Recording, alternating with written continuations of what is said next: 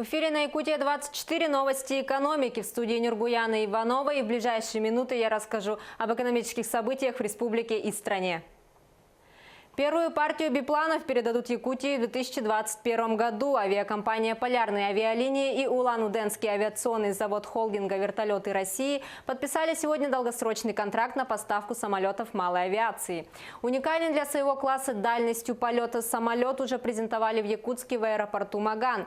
Якутским летчикам не придется заново учиться, чтобы управлять новым самолетом. Система управления самолета схожа с Ан-2, который и предполагается заменить новой моделью.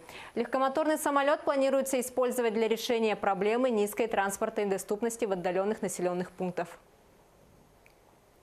Алроса автоматизирует буровые работы на подземных рудниках. Крупнейшая в мире алмазодобывающая компания пробует на подземных рудниках Удачный и Айхал технологию, позволяющую повысить точность работ и минимизировать участие в них. Якутия получит 1,7 миллиарда рублей из федерального бюджета на социальное развитие. Всего на эти цели субъекты Дальнего Востока получат 55,8 миллиардов рублей.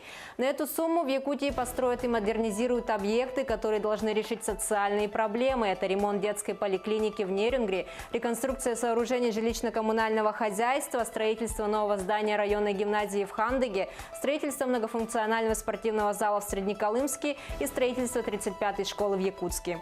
Также средства пойдут на модернизацию материально-технической базы системы среднего профильного образования республики.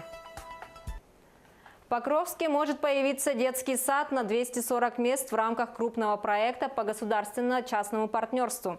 Власти Якутии в данное время прорабатывают проект, который должен охватить Якутск и близлежащие населенные пункты республики. Планируется, что социальные объекты по данному направлению появятся к 2022 году. Отмечу, что в одном только Покровске в очереди в дошкольные учреждения стоит 167 детей. Вице-премьер, полпред президента России Юрий Трутнев поручил Минтрансу, Росавиации и Минвостокразвития Российской Федерации вместе с компанией «Аэрофлот» решить проблему нехватки льготных авиабилетов на Дальний Восток. По словам Трутнева, вопрос с авиаперелетами один из самых острых для Дальнего Востока. Принимаются меры, чтобы макрорегион стал доступнее, чтобы дальневосточники смогли свободно посещать центральные регионы, отдыхать на курортах Крыма и Кавказа. Меры, принятые для обеспечения субсидированными воздушными перевозками, явно недостаточны. При этом ежегодное финансирование программы сокращается, и такое положение дел неприемлемо. Дальний Восток должен стать доступней, сказал Трутнев. По данным Росавиации, в этом году более 446,7 тысяч пассажиров смогут воспользоваться льготными билетами по 57 направлениям по программе субсидированных воздушных перевозок на Дальний Восток. В программе задействованы 7 авиакомпаний. Это «Аэрофлот», российские авиалинии, «Алроса», «Нордстар», «Сибирь», «Уральские авиалинии», «ЮТР» и «Якутия». Программа обеспечения жильем работников бюджетной сферы продолжает работать. В Ленске в этом году на покупку квартир будет потрачено 64 миллиона рублей. Причем снижена закупочная цена за квадратный метр с 62 до 40 рублей. В Ленске выставлены на продажу порядка 500 квартир. Рынок стоит, а это значит, что на те деньги, которые выделены из бюджета, есть возможность купить больше квартир. Кроме того, власти Ленского района считают, что в ближайшие 2 и 3 года строить новое жилье нет необходимости. Даже если заработает второй этап программы переселения из ветхого и аварийного жилья, в администрации района собираются переселять во вторичное, но качественное жилье. Инициативу поддерживают в правительстве региона. В Алданском районе Якутии специалисты сопровождения бизнеса помогают жителям открыть свое дело. Эксперты ведения бизнеса знают местные нюансы и могут порекомендовать без 5 минут бизнесменам другой вид занятости с учетом склонностей потенциального предпринимателя и специфики рынка. У профессионалов потенциальные бизнесмены могут узнать немало полезного, например, о механизмах государственной поддержки, на которые может рассчитывать начинающий предприниматель. Ленский район получит 1 миллион 160 тысяч рублей из республиканского бюджета на подготовку к безопасному пропуску паводковых вод. На данный момент заключены договоры на покупку продуктов питания, готовятся пункты временного размещения людей на случай чрезвычайной ситуации. Сначала будут созданы пункты сбора граждан, затем в случае ЧС люди будут перемещены в пункты временного размещения. Это аэропорт, спортивный комплекс «Карат» и лыжная база.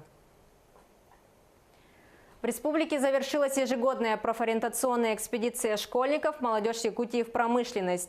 Экспедиция стартовала 27 марта и проходила в течение 10 дней. Ребята проложили маршрут Якутск, Алдан, Нерюнгри, Космодром Восточный, Якутск.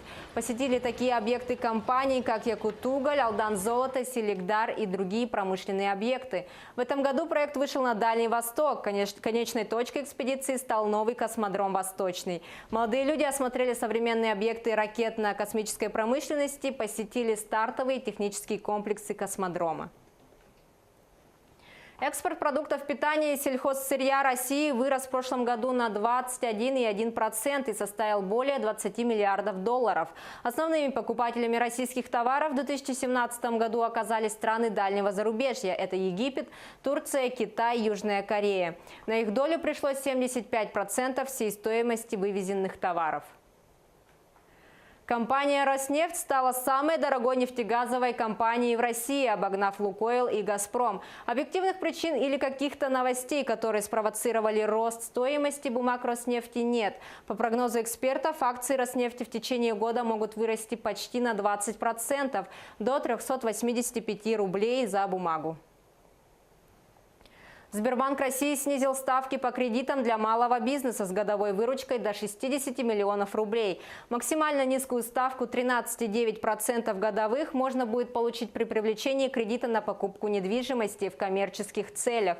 Кредитование под залог недвижимого имущества или транспорта будет осуществляться по ставке 16,5% вместо 17 и 18%. Ранее Банк ВТБ сообщил о снижении ставки по кредитам для малого бизнеса до 10% годовых. На этом у меня все. Оставайтесь в курсе экономических событий на Якутия 24.